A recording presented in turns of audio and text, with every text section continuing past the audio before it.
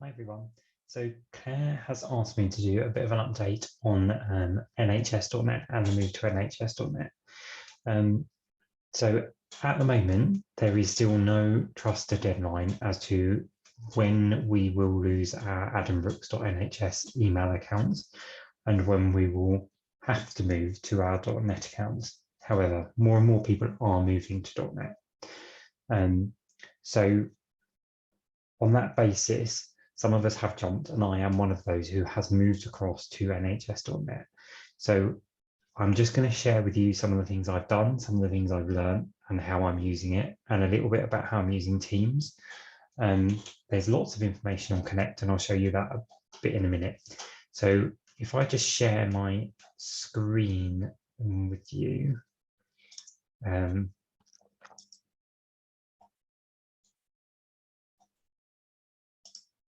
Okay. So my Outlook now is very much my .NET account, and it is no longer my AdamBrooks account. So first of all, the thing to remember is, yes, you can access your NHS.net via a internet page. However, you can link your .NET to your Outlook account. So remember, Outlook is a program. Your .NET account and your AdamBrooks account are just linked to it. They are not what Outlook is. They are just linked in. So here you will see I've now got my nhs.net account, and here is my AdamBrooks account. So to add my .net account, there is a guide on how to do that. And that is within the NHS Mail 2 rollout pages on Connect. And the link to that has been in the update over the last few weeks, and I'll continue to put it in there. There is some supporting material, and there's a Word document here called Adding Your NHS.net account to your Outlook profile. That is the one that will talk you step by step through how to do this. But in essence, you do it within File and Account Settings. And you go into Account Settings and you get a screen like this. And there you can add a new account. So you add in your name, add in the email address. For me, kevin.skilton3@nhs.net, my password to my .net account, and then click next. And it will take you through the stages in that wizard till you finish. And then it will add your .net account in here as a list. At the moment, your default account will be your AdamBrooks account. And that means that when you send an email, it automatically defaults from your AdamBrooks account. Once you swap and you want it to send automatically from your .net, you can click the Set as Default on your .net account, and that will swap it over for you.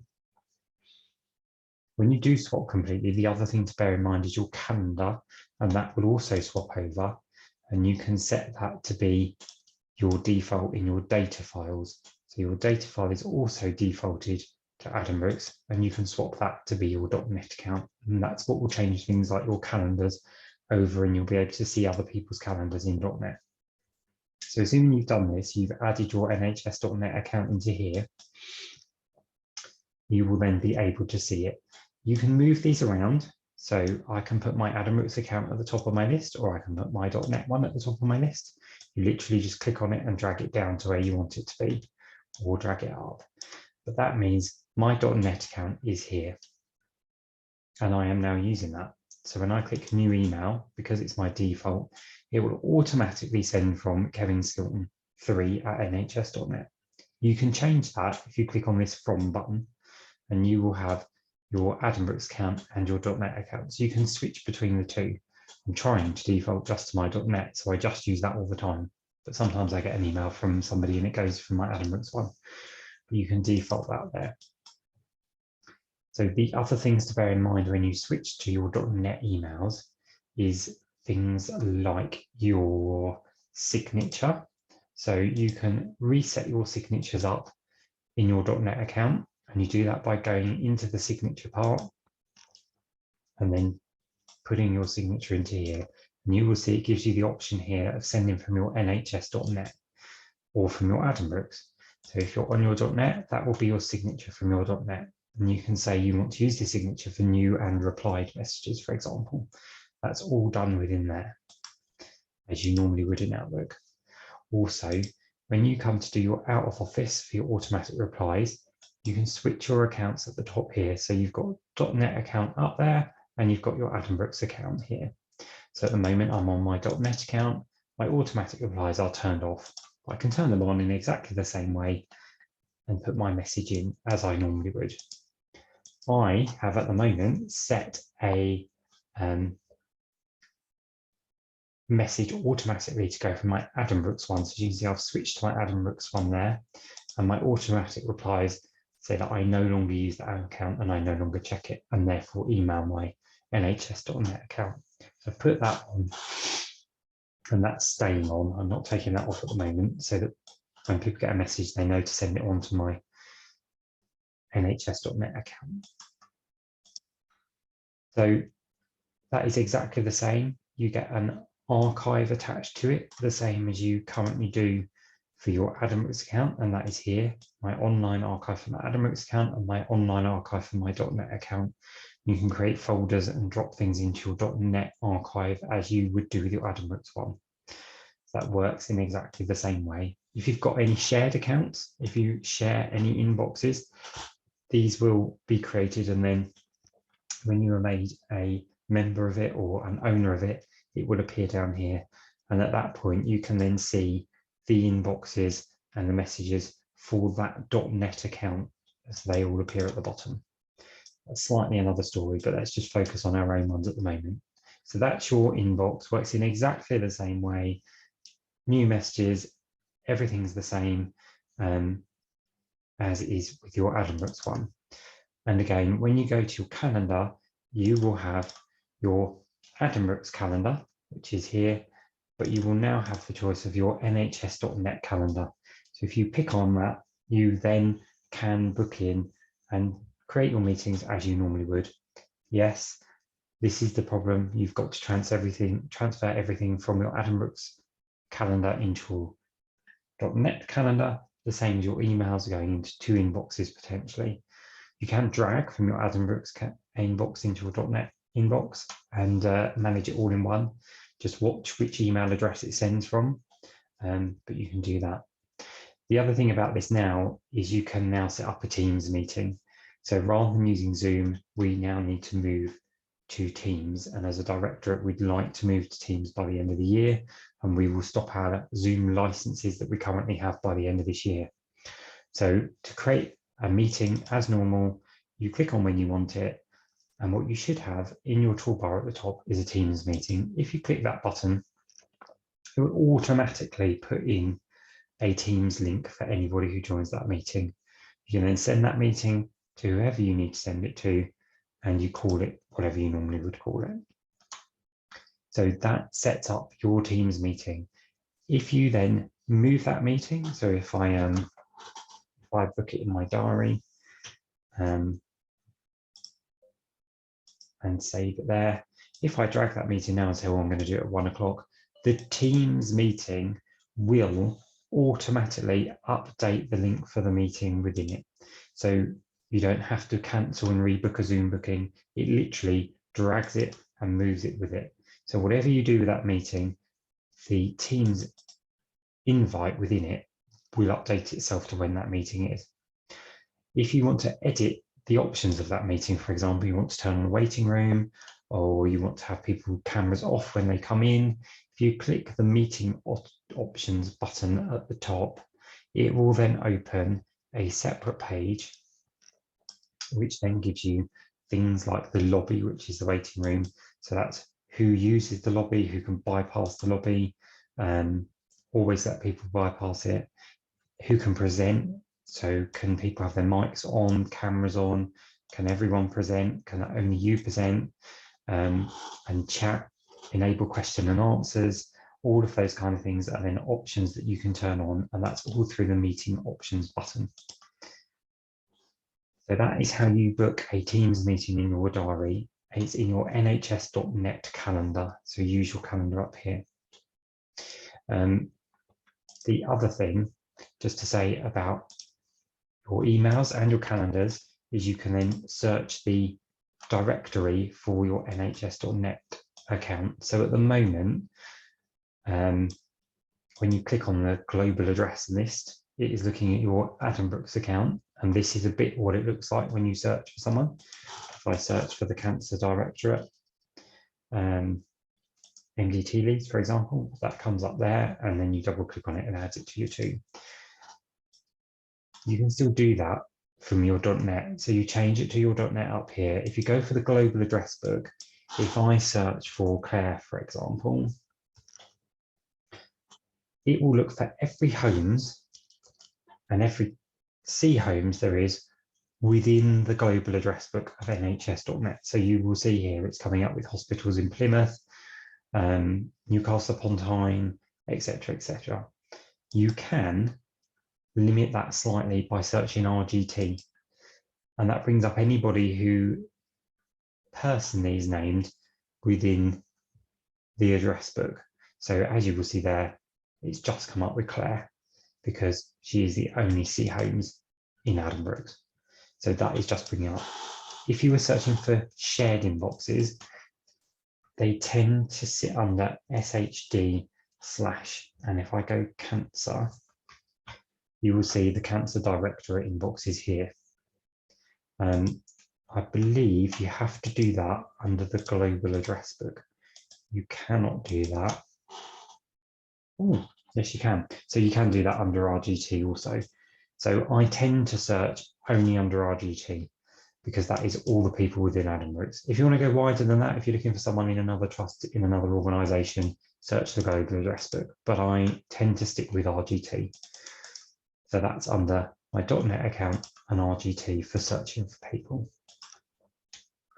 That's a little bit on my Outlook. I have switched it over completely. I'm using my .NET and I'm using my .NET calendar. And yes, I still got emails going to my Adam Brooks account. I'm not really monitoring those. Sometimes I pick them up and drag them into my .NET account. Other than that, I am working from my .NET account.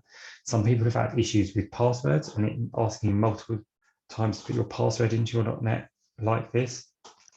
Some people have had problems where it drops back off, so you add it in and it disappears again. For those kind of issues, talk to IT. They do have fixes. They are bugs and they can fix them for you. I haven't had those problems. It has worked absolutely fine for me. There's a slight delay in sending and receiving them.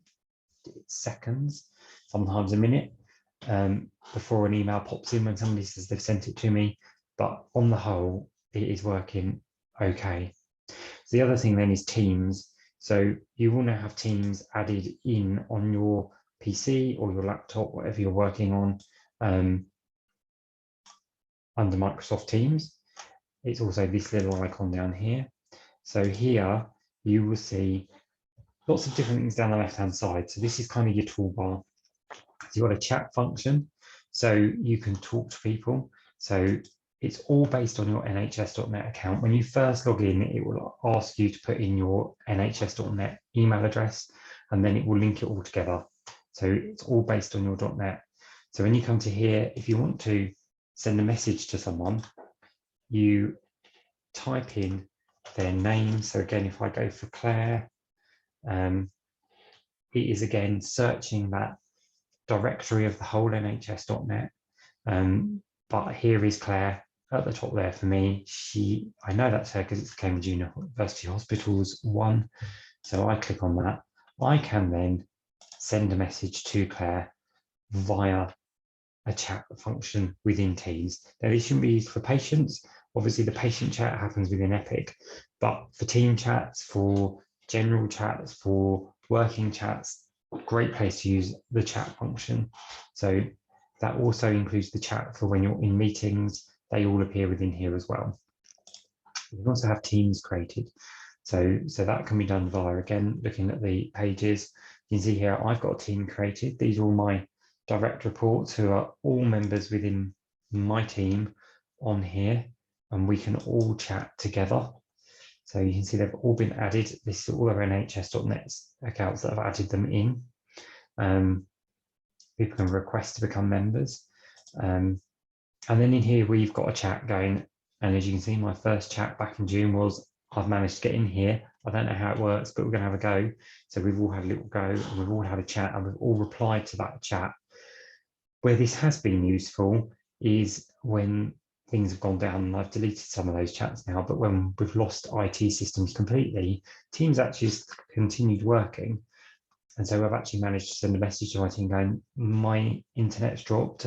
Is everyone else dropping as well? And yeah, the whole network's down. So we've continued to be able to talk in that forum. So that's been useful. So that requires a bit of setup with IT, usually at a manager level, for your teams to be set up in there. And I think some of my teams have set up their teams too. So that's really useful. The calendar is a duplicate of your .NET calendar as we just saw it in Outlook. But what it does allow you to do is where you have got a Teams meeting, it allows you to double click on that and click the link to join it here or to join up here. Or if it is actually at that very moment in time, it comes up with a little join button on here. So rather than having to click on it in your Outlook calendar, click through to the Internet Explorer, get it to then open your Teams up, literally go to your calendar in your Teams account and click join, and you'll be able to join the meeting. This calendar is a complete copy of the .NET one. You can add meetings into it, but they will all be Teams meetings. So they'll all have that Teams event attached to it. But for things that aren't Teams meetings, you need to put those in your .NET calendar within your Outlook. But it is useful for opening those meetings. You can also join a meeting. If you've just got to join an ID, you can join with an ID, clicking that button at the top. Or you can just meet with people now. So for example, in your chat function, if I was talking to someone, you will get a little video button come up in the top right-hand corner. If you click on that, it will call that person at that moment in time. And if I go to calls, it's the same. Yeah, phone calls and video calls, but it's exactly the same. And it logs all those calls that you've done. But there you can see if I wanted to call Ellie, I can just press the video button and it will video call her there and then. The other thing I've been using personally is Tasks by Planner. I set this up just for me to work for all my one-to-ones and all my meetings I have with people, and all the things I've got on my to-do list. I don't have a book anymore with to-dos. It's all done electronically. I have my tasks under task. I then add them in. So if I add a new task, I have tests, so I can show you. That's added to the bottom. You can call it what you like, you can label it how you like, you can give it a priority, you can give it a due date, you can type in some information, and you can also add in a checklist to it. So for example, if I was doing something because Joe Bloggs is leaving, I can say complete a P4 by a leaving card, organize, sort team me,